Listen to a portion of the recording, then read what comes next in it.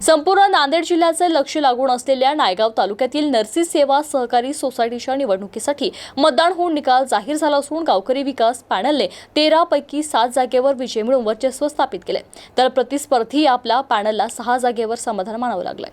सदरील निवडणूक ही भिलवंडे विरुद्ध भिलवंडे बंधूंनी प्रतिष्ठेची केल्यामुळे अतिशय अतितटीची झाली।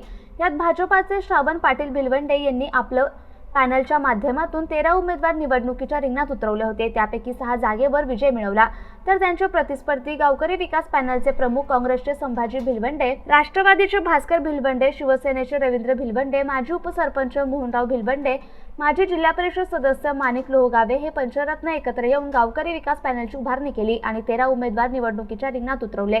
तसेच कडवी झुंज देत 7 जागेवर विजय मिळवून बहुमत गाठले। सदरील सेवा सहकारी सोसायटी आपल्या ताब्यात ठेवण्यासाठी दोन्ही गटाने जोरदार फिल्डिंग लावली होती, मात्र यामध्ये गावकरी विकास पॅनलने प्रतिष्ठा पणाला लावली, बहुमताचा आकडा गाठून आपले वर्चस्व निर्माण केले। यामुळे गावकरी विकास पॅनलचा चेअरमन होणार असल्याचं निश्चित मानलं जात आहे। Gangadhar Gangasagare, MCN news, Naigaon, Nanded.